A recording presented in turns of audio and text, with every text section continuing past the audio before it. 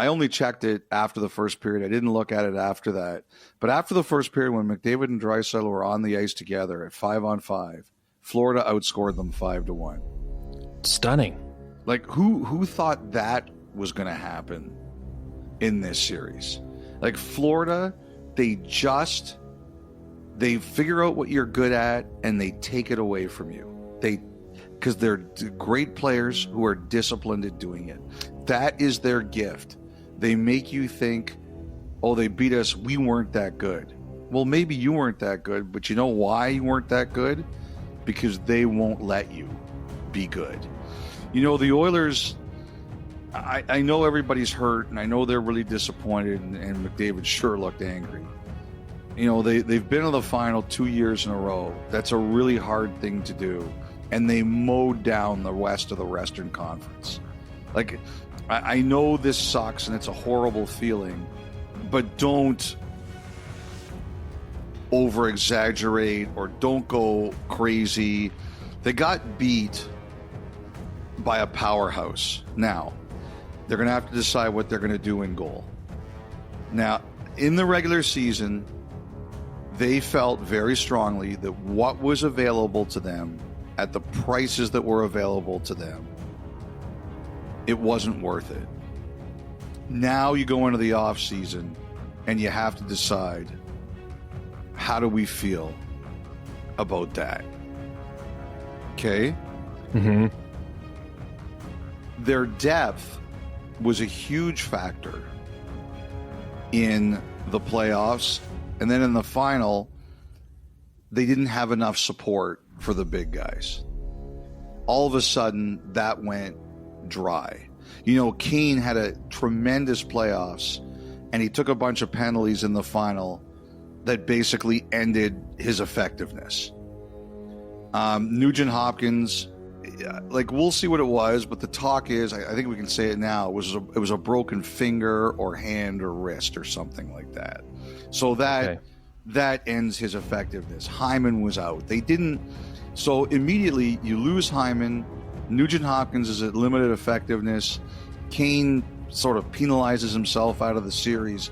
That's three key players from the playoffs that were suddenly not on your team, right? And you need that depth. So I'm sure the Oilers are going to look at, okay, how much do we have to reconfigure here? What are we going to look at? They have one more year of McDavid on this contract, but they're going to have to think about their questions in goal.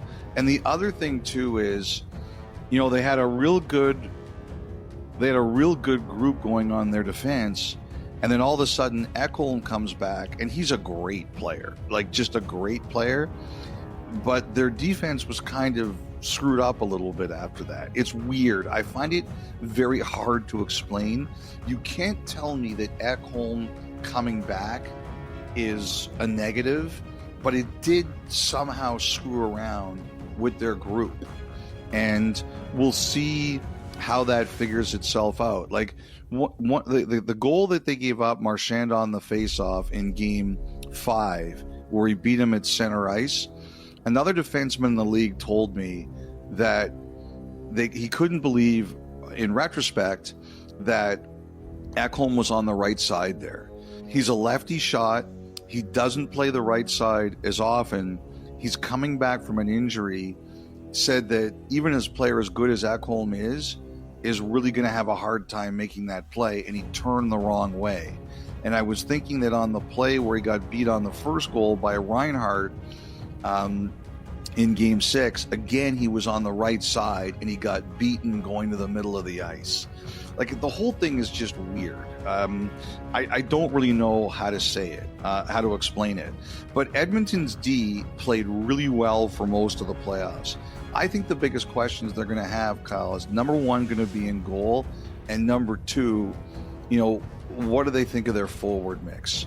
We know that Frederick is getting extended. He's signing a long-term deal at a lower AAV there in Edmonton. I think Bouchard gets extended. Yes, he had a really rough Game 6. That was a tough pass, the first goal, but he did have the turnover at the blue line late in the first period. But for the most part, he had a phenomenal playoff, and I think he's going to be extended at a very big number. And also there's a McDavid extension to worry about, and I'll have some thoughts about that probably on Friday when we do our next pod. But I think the biggest question Edmonton has are, one, how do they feel in goal? And number two, what are they going to do with their forwards? It's a lot to think about for the Oilers, for sure. Stuart Skinner, Calvin Pickard, both with 1 year left on their deal as it currently stands. And, well, Pickard, of course, and Stuart now as well, Skinner, will be UFAs at the conclusion of those deals. You know, we talked a lot about going into this series, and certainly early on was the McDavid Barkov matchup. Elliotte, I think, I know the panel talked about it. Luke Gazdick in the post-game show with Ken and Ivanka did a great highlight pack on it all. The real matchup of McDavid versus Gustav Forsling was just an unbelievable job by Forsling, where, I mean, how many times, just in Game 6 alone, where it wasn't you're completely wrapping McDavid up, but you're just getting enough of a piece to disrupt what he is trying to do. And you mentioned the frustration that McDavid had in the postgame. The one line that stuck out to me was, we kept trying the same thing over and over again, banging our heads against the wall. Now, I don't know if that's just, as we say, the frustration, the anger of the way it all ended for him and the Oilers again this year, or if there is a little more to that.